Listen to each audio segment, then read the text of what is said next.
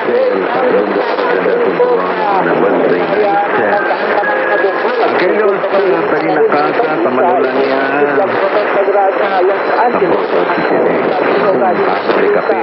Then sa Manulan, sa Kristen Sagar Kasa di kape. Sa Kristen Bizcocho. Kasi may mula naman kung may bizcocho. Kasi alam.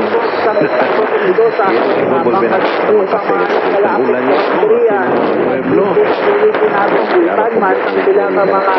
Immigrants sila kung nagpakabuhuman sa among lugar ini ang rason kung naan nag-deploy ang Estados Unidos mga kabombo sa 2,000 National Guard sa agod magtablaw, magbantay sa among protesta mga kabombo kasi katuman man ha sa among lugar ang curfew sa pinagalitang malaknagon ng protesta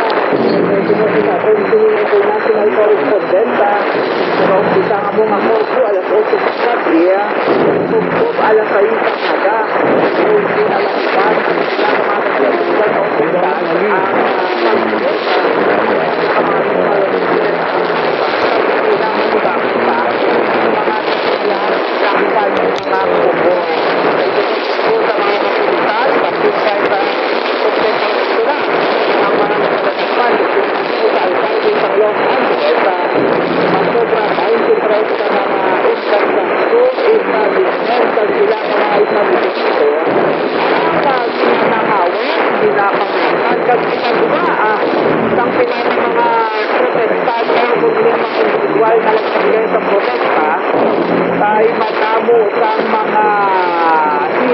sinahaboy ng mga pagkabuta kung nagkita kung yung video nagahaboy ba ito, nagahaboy tear gas nagahaboy pa sa mga dalagtuan dira nga mga matiga ang pagkabuta na ang kinabulaan man sa pagkasabad sa nabahi naman sa